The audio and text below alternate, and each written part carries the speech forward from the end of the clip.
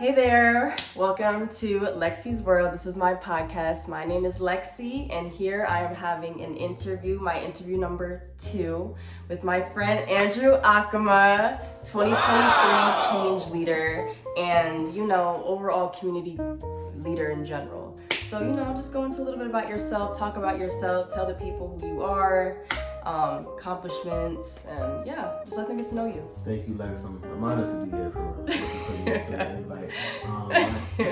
My name is Andrew Akama Jr. I'm the founding director of the Accountability Initiative.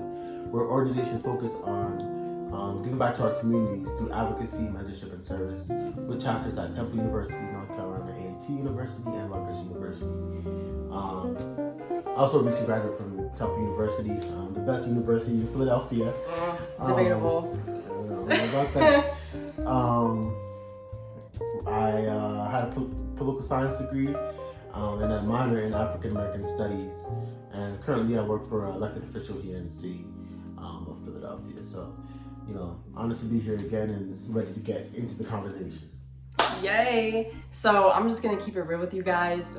We had to do a take 2 because the mics were not working. So we're just gonna go old school and just record without them. So let's just jump into it. So first, I do want to ask, does your background make it harder for you to be normal in everyday situations, or has nothing changed since your career took off? So I will say that, what do you mean by being normal? Like, I feel like, being able to just dwindle down and, pretty much continue what you were doing before you got into everything that you started off doing.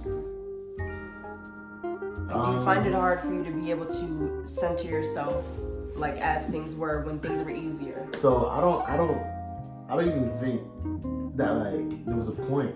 It sounds so sad to say, but I don't think there was a point where things were necessarily easy for real. Even when I was doing things at a high school level as class president, I feel like I was operating at my highest at the time. It was always that stress, always dealing with some racist people. That there's always something. There's always something. I'm just dealing with that now on a higher level, right? With X, Y, and Z that may be going on with my organization, or some hater trying to say this and that, or some event that I'm planning that something doesn't go as planned. I have to rearrange. So there's always something going on, but I feel like I have learned to deal with it better. I have learned how to react to situations. Last year, the end of last year, the back of my car, the windshield, someone was trying to break in. I woke up in the morning, went to my car, saw my windshield, and I laughed. I was like, great. That's another day. What else can you do? Right. I just laughed, and I was like, all right, it's all right. We're gonna figure this out. Thankfully, I was able to get it fixed. But I think me before would have stressed about a situation like that. I would have been like that. But now I'm like, all right, I'm okay. I'm alive. The car can be fixed. So in any situation, I just learned to take a little step back, assess the situation, and all right, it's not that bad, and I move forward. Now, do you think that being in this field now has kind of made you more level-headed or help you grow? And then can you kind of go into what ways? It's definitely helped me grow. I used to be a person that tried to do everything themselves, but I've grown in the sense that I need to let other people in, right? I need to allow other people to take positions of leadership. So learning how to delegate has been something before I did not do at all. I always do everything myself. Workaholic. And I would be stressed, But learning to delegate now has been one of my growths. Telling people, all right, this is what you got to do, and it's something I'm still working on because there's some aspects where I'm like, I got to do it. If I don't do it, it's not gonna get done right, But I have to learn to put that trust in people to do it right. Because if I don't give them a chance at all, then who am I to say it's not gonna get done right? That doesn't make much sense. So I've definitely grown in that way. I've grown as a speaker, and I've grown as a person who puts my foot down. Mm. Ooh. Because I don't know if you remember. Oh, goodness. Oh, sweet Andrew. I'm telling you guys, this guy in high school would not jump the bone of anyone. He was so kind. He would let people do whatever. But, you know, obviously it paid off. But, like, I would literally be like, Andrew, please say something. Yeah.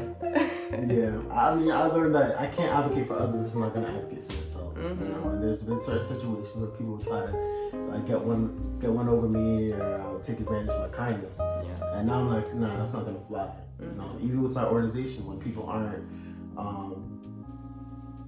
behaving to the best of their ability, right? We have a 3 strikes policy, right? You can't communicate.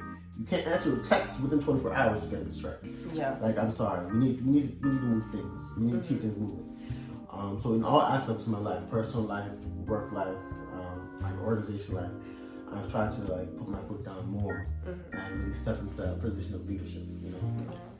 Now I do want to ask you this, and you guys know I love to get down to the deep questions, right? So this is one that's gonna make you think a little bit, or maybe you may know it, but what do you believe your purpose is? How do you think you are working towards that? And what do you struggle with when it comes to achieving that purpose? So whenever I get a question like this, I often go back to 2020. I forget what month it was, but I think the pandemic had just started, and I don't know if it was the summer or not, but it was when Kobe Bryant passed away. And the whole world it seemed like the whole world was mourning. And I remember being like very depressed that week. I was very sad. And I was like, I had to check in with myself, like, why am I so upset? I don't watch basketball. Like, I don't, you know, that's just, I never had time to watch basketball. I've never been that involved in his life or his career or anything. Why am I so upset? And upon further thought, I realized that I was upset because he had like a global impact, right? His mentality, like my mentality and his positive attitude and the stuff he did for his community had an effect on me, even though I wasn't as involved, like watching basketball or follow his career as strong as others would. So when I think of like my legacy that I want to live in the world, that's what I want it to be. I want to have a positive impact on as many people as possible, even if they're across the globe and I've never had a conversation with them in my life. You know, I'm sure you could think of like you've never met like someone like Michelle Obama, for example, right? But seeing a black woman as first lady, like that must have been, you know. So just being that presence for individuals, being that source of inspiration. There's definitely somewhere. That's definitely what I want my legacy to be on this earth. Now, you asked, you know, what are some of the struggles I'm facing getting to that? I feel like for the most part, like in my community, I'm trying to be that source of inspiration. I'm trying to be that light for people. But 2 things. One, it is kind of hard being that person constantly, consistently, because I can't always be strong. Yeah, you know, can't do it all. I need peace. I need peace. Because there's been so many moments where I'm so stressed out, I'm so frustrated. I just need to go in my room and I need to sleep. I need to just sleep. But sometimes I can't do that because I got to deal with something, like someone's calling me, they need help with something, you know.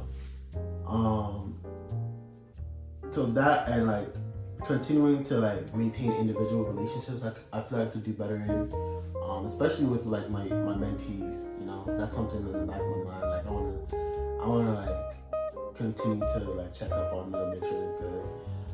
Because I feel like I do so much on the body level that sometimes it's hard to like sit one-on-one with someone and like actually, you know, set that time and be intentional about, you know, building them up individually.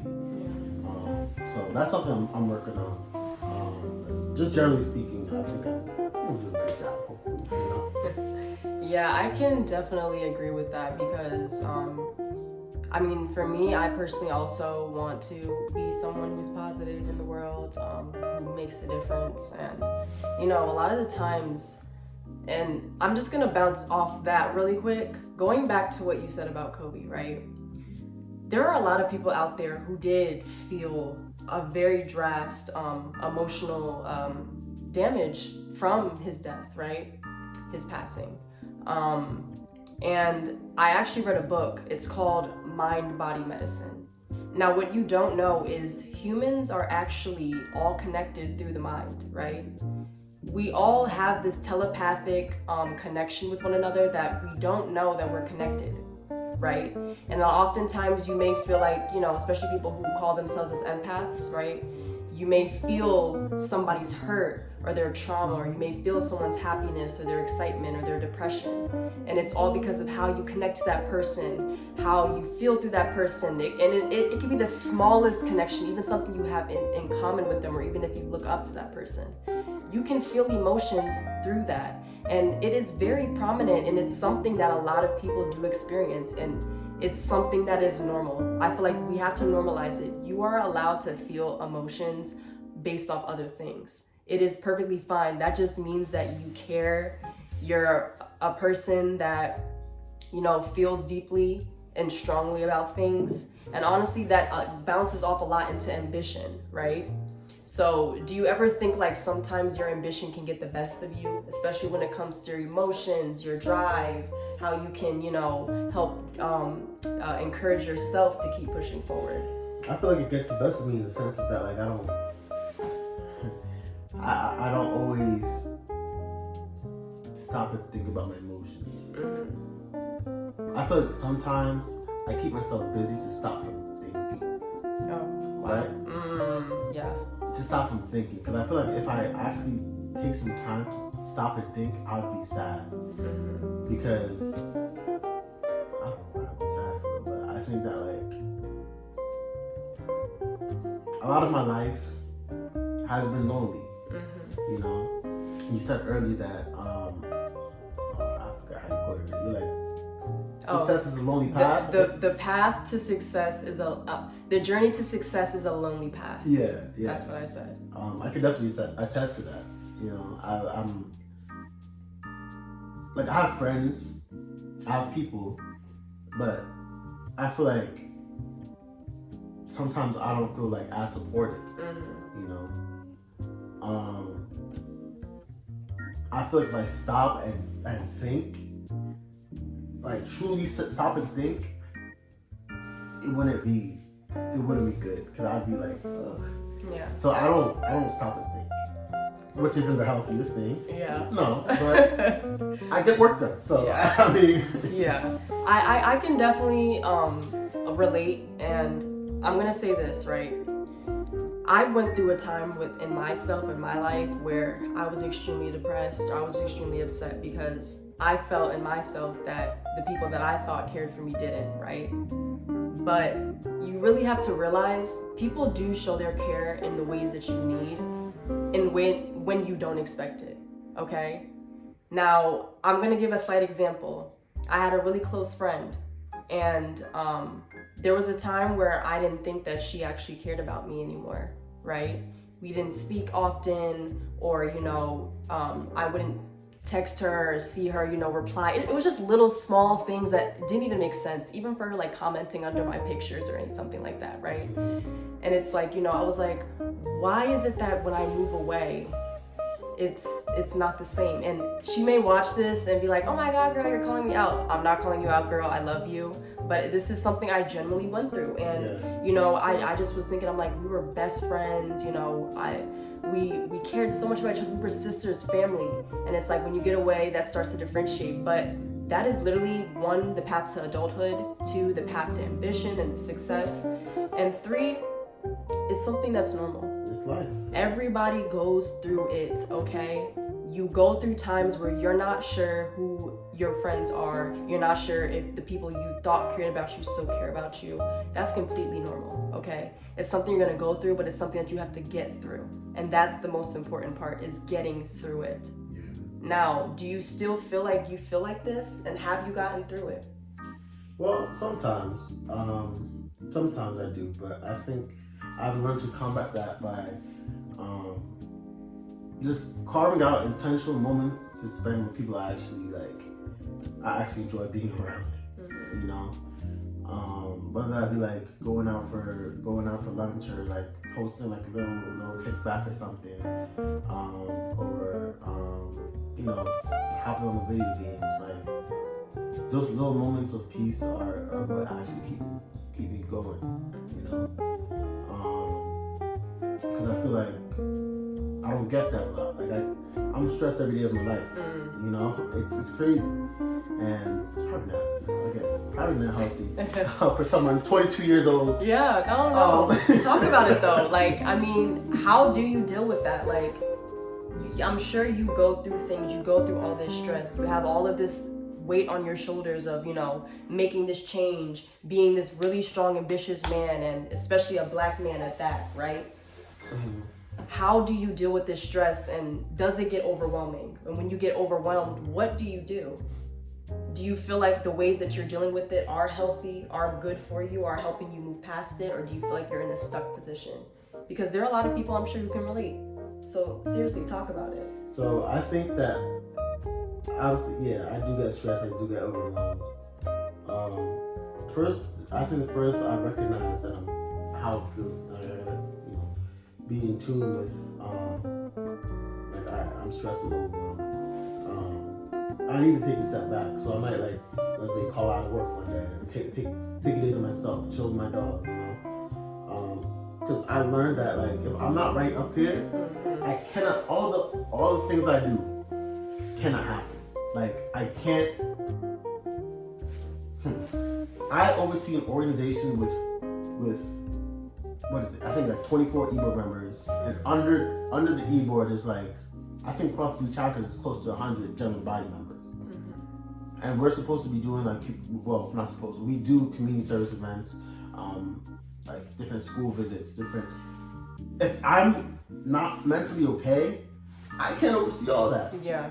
Right? And when something happens, they can't come to me. Well, they can come to me, and I'm not going to be in the mind space to deal with it. And it's going to crumble. It's not going to work out. You know? So I think that like temporarily taking myself away from a situation and realizing when I need rest is something that I've learned to grow to do. You know? Listening to yourself. Yeah. And that honestly comes with the stress of being a leader, right? And the thing is, we never like to hear it, right? And the thing is, I hear this from my parents a lot too. You're a leader, you have to deal with this. It's something you're going to go through. We never want to hear it because it's like, well, why can't someone listen to me complain? Why can't someone listen to you? It's like, you know, give a tip out there to somebody because, you know, it honestly, I'm gonna say this. Take it easy on these people. I'm telling you, you may think or expect a lot from people, but take it easy. Do you ever feel like people expect too much from you at times? Or do you feel like, you know, that's something that you're supposed to do now that you have this leadership role? I feel like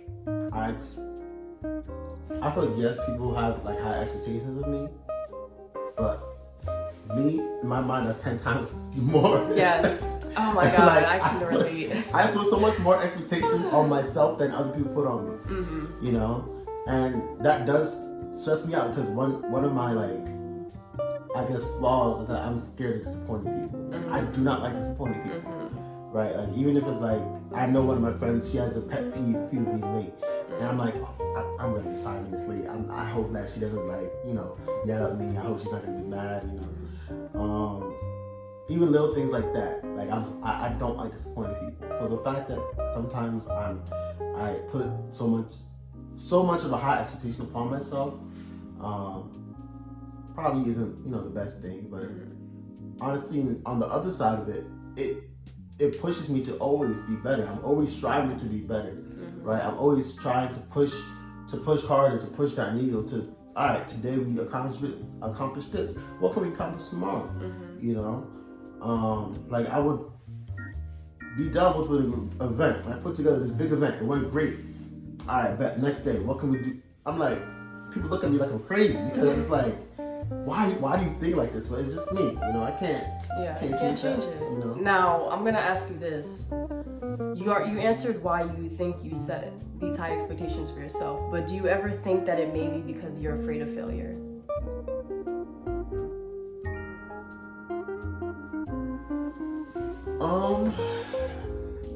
And what in that sense, if you were to fail at something, how do you think you would handle it?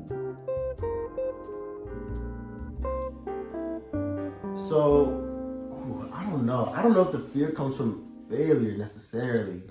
I don't know where. I feel like it's more disappointment than failure, right?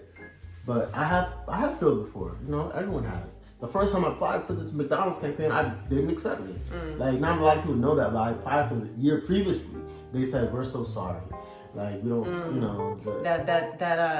That type word by word email you get from a job interview. Yeah. Thank you for your. Thank you. We hope you continue. We wish you the best of luck in all your career endeavors. Yeah. You know, I got that email the first time around. You know, and then I'm like, all right, you know, it's fine. It's not meant to be. Then it came around next year, and then I ended up getting it. So I feel like I don't know if I'm necessarily afraid of failure, because every time I am in a situation of failure or in a space where like things don't go as I would have liked, I'm always able to take a step back and be like, all right, this might not be for me. You know, let's go ahead and figure something else out. Like this last month, I was supposed to speak for a major company. They were supposed to pay me like $3,000. That was good money. Like, you know how much rent is? Oh yeah. Out here in the city. Like, I was supposed to speak for a company. I kept following up. He's like, oh, we'll get back to you. I'm like, it just fell through. So I'm like, all right, it is what it is, you know? So I feel like I'm good at making peace with what's not meant to be. Because if you force yourself in that situation, it's not going to end up well. Yeah, you know? Definitely. Now you mentioned disappointment, right? Who are you afraid to disappoint, and why? Is it people? Is it you? Is it your parents, your family? I feel like it is people. Just people. Definitely my parents. I don't want to disappoint my parents. I feel like growing up, like my parents are from Ghana. They immigrated here in the 90s. You know, so it was kind of difficult for me because I'm the first like American-born person in my family. You know, right here in West Philadelphia, which is kind of ironic. West Philadelphia, born and raised.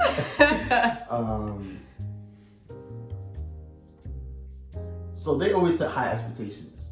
You know, I know for y'all watching with parents from overseas, y'all can kind of relate. You know, always set high expectations. And even the mindset of like having parents that come across the country. Across the world, excuse me. Not knowing anything, like, and building something. Like, my dad's a doctor. He's very successful. My mom's a nurse. Like, how they come from another country, build themselves up. And now I'm here. I'm like, oh. So now I gotta. You gotta do it. Right. Like, I have no choice but to succeed. I have no choice but to. You know. So yeah. You know, there is that pressure to not disappoint individuals and myself too. I set myself to a high standard. You know. No one's a worse critic of you than yourself. Right. That is always true. And you know, I definitely want to touch on the topic of family and parents. Now, my parents, they're from America, United States. But down the line, they were raised from a Southern background, starting off in the slave trade, pretty much building themselves from the ground up. My grandmother didn't even finish high school. She had to raise 5 kids by herself. My mom had to literally fund her own college because she had to work 2-3 jobs while going to school, building herself. But now she works for the state. My father is in IT at a very big Fortune 500 company, right? And we grew up in a relatively great neighborhood. We went to a great high school. So it's like when you see things like this and your parents starting from nothing and building themselves up to something great to provide for you, it makes you want to go that extra mile. It makes you want to feel like, you know, I have to do something, I gotta be better. So do you ever feel like, you know, or do you hear from your parents, be better? Do you feel like also like the impact of the fact that you do have immigrant parents, that it doubles down on you because you're not only representing for the Black community, but you're representing for a whole entire other cultural community? Yeah, I mean, yeah, I do feel like that sometimes, but honestly, and this going back to what we talked about earlier a little bit, it's just small victories, right? We talk about how much they've accomplished with, like, you know, coming from a different country and, you know, building themselves up to a certain level. But, like, I need to think about what I accomplished. Yeah. Like, even though I'm 22 years old, I'm 22 years old, and I who do you know? Yeah, honestly, like, I'll pat your back for you, like, because who do you know? Like, and it's a blessing for real, because it's like, to be able to go from one stage from another, it's crazy talking to you because you've seen it. You grew up with me. Yes. Like, you saw that little kid who was shy, who didn't want to like stand up for himself, who didn't, to become class president, to becoming on a commercial on national television. Yes. Oh my goodness. Like, you guys, let me tell you, because so I'm gonna mention this. Andrew was class president for 4 years, all 4 years of high school, right? He was known as student president, kid president, right? He was known as somebody who genuinely, he's always had this leadership role in his life, right? So I'm sure anybody who went to our high school could have seen that Andrew was going to have some type of leadership role, but never could anyone have seen it was gonna come this early, right? Literally just graduating college, and while in college, already doing this and taking off his career, right? He was a mentor in my life, I could even say, because I ran for class rep for secretary. First year, I didn't get it. And you can ask Andrew, I was so disappointed when I didn't get it. I literally was so upset. And I ran against the same girl the second year around. And with the help of Andrew saying, you know what, you have to turn your head up. It's not because you're not doing something right, it's because you need to really believe in yourself more. That's what it is. And I really do take that experience because it helped me. And guess what? I definitely got it that second round. So I want to ask this. Do you have a mentor like that in your life? Do you feel like, you know, there are people that say things or do things that really do stick with you? Yeah. And maybe, you know, a little example. Yeah, I definitely have a few mentors in my life. Definitely have a few mentors. Just to name a few, definitely my boss right now that I work for, State Rep Alvin Brown. He's someone who grew up here in West Philly, you know, and he had a life, you know, that wasn't necessarily heading in the right direction, you know, with certain activities. I don't want to say too much, it's not my story, but to becoming a state representative, to this individual, like, he's someone who literally brings state resources to the community, the same community he grew up in. That's inspirational to me, you know. When I first got to Philly, I started working for this guy named Obi. He's one of my big bros now. I really watched him open up his own cafe. Like, it started from literally, it was just a building, you know, and he opened up. It's very successful. It's like 10 minutes away from me. I'll send you the address. Yeah, I support Black businesses for sure. And even thinking back to like back in Jersey, there's people in the New Brunswick area, NWCP, who I got connected with through an event, and they've poured into me, right? They've supported me going to these different events and stuff. I don't really agree with the term self-made. Like, you see on TV, I'm self-made, self-made, entrepreneur, self-made, you know. I don't really agree with that. I always say that because no matter what status you had to have somebody's help to get to where you are. Exactly. Like you can't do it yourself. So I definitely, give appreciation to mentors when needed. Now, going off appreciation, now I'm gonna ask this: do you believe in your heart that people appreciate you for the things that you've done? Now, this can be anyone in your life, anyone. But do you think people appreciate you for the things that you've done? I think so. I think so. Like there's always those random messages like, oh, thank you for that, you do so much. All these social media comments and stuff. Every time like I post a big thing, I always get mad in love, and I'm always appreciative of that. I guess I will, and this goes back to the imposter syndrome that we didn't talk about yet. Oh, but that's something we'll get into. Yeah. Sometimes I feel like I'm not deserving of that appreciation. Like I'll get all these comments, so I'm like, thanks, I gotta step my game up. I gotta be doing better. I'm like, all right.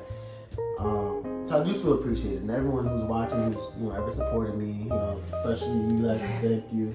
I always support Andrew, man. I literally and I tell him this every time. Like every time I see something that he does, I'm just so proud of him because it really takes a strong person to do the things that he's doing right now, and he's really doing great things. And having grown up with him and seeing him grow into this person, you really start to really appreciate who the person is, who the person was, who they're going to become. And you really just have to learn to give people their flowers. Appreciate your friends, guys. Appreciate what they're doing. It doesn't even matter if it is something huge. Appreciate every little thing they do, because at the end of the day, those true friends that you have in your life are very important to who you are as a person and who you become as a person. So now let's touch into the conversation of imposter syndrome. Do you ever experience imposter syndrome? And maybe explain a little bit to the people of what it is if they may not know. So I always give this example when I think of imposter syndrome. Let's say you're applying for a job, right? Let's say it's at Wendy's, right? And you have a resume is packed. The person asking you, like, yo, why are you even applying for here? You're overqualified for the job. But you're like, all right, I'm just trying to make a little bit. So they put you on, right? And the whole time you're in the job, you're like, oh, am I doing this right? Like, am I this person's fries like cut the right way? Am I like pleasing the customer all right? Like, maybe it's not the right job for me. Like, I don't know. Maybe I'm not in the right place. Maybe you keep going through your head and questioning yourself about whether you're in the right position or whether you're doing things right. Where the whole time, like I said, you're overqualified for the position. Like you're more than capable of doing what the job calls for. So that's essentially an example of what imposter syndrome is. You might be in a place in life where you feel undeserving of the opportunities that you have, right? Let's say you get a scholarship, right? A big scholarship. You're like, oh, they should have given it to this other person. This other person doing this and that. Like, why did they give it to me? So there have been instances in my life where I have dealt with stuff similar to that. I felt undeserving of certain things, even though that I'm more than deserving of it. So that's something I've had to learn to get through. Definitely, and I can definitely relate. And I mentioned this in the last take, but when I first started this podcast, I didn't really think it was gonna go anywhere. I just kind of wanted to do it because it's been something that I've always wanted to do. I've always wanted to talk, especially about things that I'm going through or that I relate to, because these are things that generally I would want to hear myself, right? There's a lot of things that people go through and they feel like they can't find anything that can help them or anything or any person. Oftentimes we feel like we're going through things alone, but in reality, we're really not. There are plenty of other people going through it. Plenty. I guarantee you, if you're going through something, somebody else is also going through it too. Now, when I first started this podcast, I was like, okay, maybe I'll get 1 or 2 views, but that's fine with me, you know, as long as I did it, that's all I cared about. But honestly, I really wanted to make this to help people, to give them a way to express themselves, give them a way to build a community genuinely, to speak about these things, because especially in the Black community, there is not a lot of talk about our personal experiences and how we're dealing with them mentally, you know what I mean? And I'm always big on speaking about mental health and, you know, trying to help people through a tough time, because that's something that I wish I had at times. And, you know, while I appreciate people that have helped me, sometimes, you know, you can appreciate somebody for doing something for you, but you're not always going to be 100% satisfied within your heart, okay? That's something that you personally have to work through yourself. Now, when I started this, you know, receiving these little messages of, hey girl, like, I love what you're doing. This episode, I really relate to it. I needed to hear this, you know. Even some of my friends back from high school, they're listening to my stuff, which I never expected to happen, okay? They're listening to my episodes now and telling me this is something I needed to hear. And to me, that really just shines a light on my heart, because this is what I do this for. I do this to help. I do this to give people a voice to talk about stuff they're experiencing, stuff they're going through, things that they want to just generally talk about. These are real conversations, as I say in every podcast episode. Now, being said, is there any advice that you wish you could have received through your time and your growth? You know, obviously you still have things to go, but, you know, I'm sure you've been through a really, really tough time where you felt down at your lowest.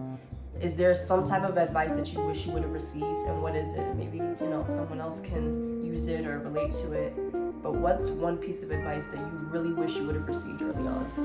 It kind of goes along with what you were just saying, right? There's a whole community around you that's there to support you. You just have to look for it, right? There's those people who you inspire. There's those people who care about you. There's those people who want to see you win, want to see you grow. And even in a sea of snakes that we're in this modern society, there's always those real ones. There's always those people who are genuine, right? So it's about finding those people.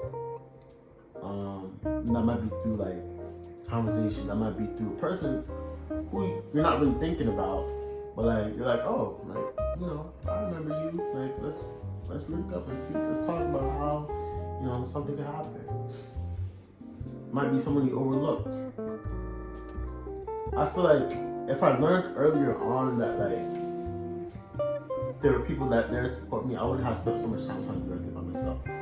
You know, and that's one way that I've grown as a leader. I've put my trust into certain people, especially when it comes to my organization. I put people in positions of leadership for them to grow, because I don't want my organization to be a place that's just me. I tell people all the time, people are like, oh, this is your org. I'm like, especially people on my e-board, I'm like, what you talking about? This is our organization, right? We're building it up together. What you talking about? So I think definitely remembering that there are people out there that are genuine, and even if it's just one person that believes in you, that one person can change the entire trajectory of your mindset and support your goals. Definitely finding those genuine people, it helps. And you do not need a large group of people to do that. This can literally be 1 or 2 people that are extremely genuine, that care a lot about you and your best interest, and that alone can help you, right? I know we have to be confident in ourselves, but like we've been saying, like Andrew's been saying, everybody needs somebody, okay? Whether it's in the smallest way possible, everyone needs someone at some point, because that's just how humans are. Us as people, that's a nature of being human, is the human, what is it called? The human compassion, the human interaction. That kind of stuff is stuff that we really need to kind of just bring ourselves back to that centered stage and just, you know, rewind, reset, and sometimes we need to just take that to ourselves, self-meditation, all that stuff. But with that being said, this was a really, really great episode. I want to thank Andrew for coming on and having this conversation with me, even though we had to do it the second time round. But yeah, is there anything else that you want to say before we end this off? Well, two things. One, I want to thank you for creating this space, and I'm proud of you. I am. Thank you. Because it takes a lot to want to do this. Just spending time on a Saturday to sit down and talk, to me where you could have been doing anything else. So I appreciate that, man. Like we were touching on earlier, just creating that space for other people. You're not doing this for you. Mm-mm. You're doing this for others. Yeah. Like creating a space where other people can relate, can learn, can listen, cannot, so they don't feel alone. Because in this society, a lot of people feel alone. Yeah. As generations go by, the world just gets lonelier and lonelier. Mm-hmm. So you're creating this community, showing that you're not alone. And another thing I want to commend you for is this thing, like journalism. This wasn't your first path. It was. Oh my God. It wasn't your first, and that's a whole other thing, But I'm glad that's to get perseverance, right? You're like, all right, this doesn't work for me. Let's try something else. Okay, this feels a little bit better, So sometimes when you're in a place where it's like, all right, this is not working out, this doesn't feel right, you pivot to another place. It's okay to make life changes. It's okay. I've done it before. Growing up, I wanted to be a doctor. I could never see myself do that right now. That's crazy. Oh my God, yes. I literally went through all of high school training to be an engineer, and I'm not even doing that right now. But I've never felt so free and to be myself more than now since I made that switch. Yeah. So thank you for the kind words. They mean a lot to me. I always love hearing these things from people that I care about. So with that being said, thank you for tuning in to episode 7 with Andrew and I. And yeah, peace. Thank y'all. Follow me. Yes. Ankama Jr. ANKA. Shout yourself out. Junior and my organization TAI Advocates. I'll put the little links and stuff in somewhere here on the screen. But yeah, go follow him. Check him out. He's really, really dope, y'all. Really, really dope.